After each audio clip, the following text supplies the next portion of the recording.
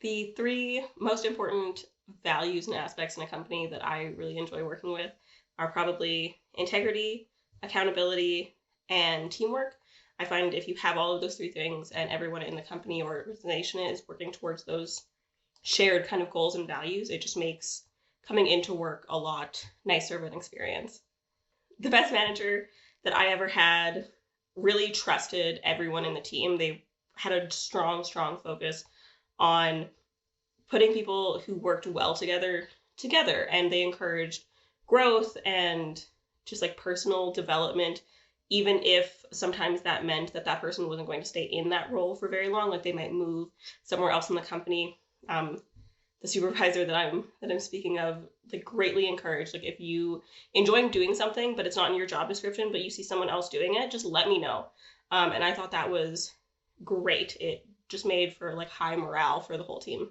So marketing tactics should be aligned across platforms. Obviously, there's going to be some give and take because different platforms have different audiences. Like social media might gear more towards a younger audience, and email might gear towards more of an older. But those things have to align in values and messaging, because if they don't, and a client or a customer or a potential client or customer sees both and they don't match, they're going to get some dissonance and they're going to wonder what the real message is and why they're not matching up. They're going to know that something's fishy there. And having good, solid branding and a good, strong idea of what your values are and what you're trying to convey, it makes the company and the brand look better if it's aligned across all platforms. If I presented a social media strategy that the clients just did not like, I'd probably start asking questions. Usually if there's that kind of strong adverse reaction, a miscommunication has happened somewhere along the way, whether that be in the initial discussion process or in the conversation that was currently being had. So I started asking if there's maybe an idea that they had going in or a promise that they felt was made on my end that wasn't followed through on, if there was any specifics to why they didn't like it, or if it was just like a general thing, if we could maybe pivot, or if we have to do a complete 180 and start all over again. I think it's good to get feedback, and sometimes that feedback is, we don't like it. And in that instance, it's just about staying calm, staying professional, and like, you don't take it personally. It is a work thing, and like those things do happen. So you take it in stride and you do better next time. A corporate social media that does a good job with their brand voice, my mind immediately goes to the Duolingo TikTok account, which is really leaning heavily into a long going meme of the company. And I think that's just really smart marketing. It reaches their demographic really well. But I think also, besides that, the No Name brand has just excellent branding across the board. I really like their social medias. I really like everything they're doing. It's simple, it's consistent, and it aligns perfectly with their brand.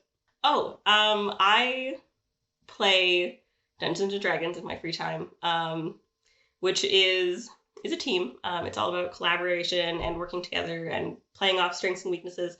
And I find the groups that play the best together are the ones who are able to lean and like ask for help, or like take a step back or step into the spotlight, and like they give each person a chance to shine, and they know where each person is able to shine and kind of like try to give them more opportunities for those moments to happen. Situations where that hasn't worked has been when one person can feel really like high and mighty, or if they're not feeling like they're being heard or offered those opportunities, sometimes the resulting miscommunication can feel like a lash out. And everyone kind of has to take a step back, and you have to discuss as a group what went wrong and why, and how do we avoid it in the future. That's a nerdy team that I play with, but I do it quite regularly. I find in professional settings, I tend to take on a bit of a leadership role just naturally.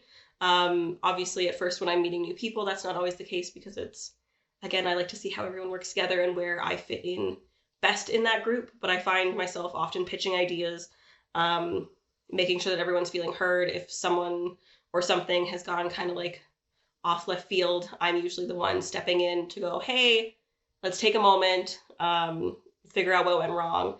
I have been in situations where it was up to me to address like problem individuals and problem behavior. I just find that I do really well keeping people on task, in time, and working towards the same goals.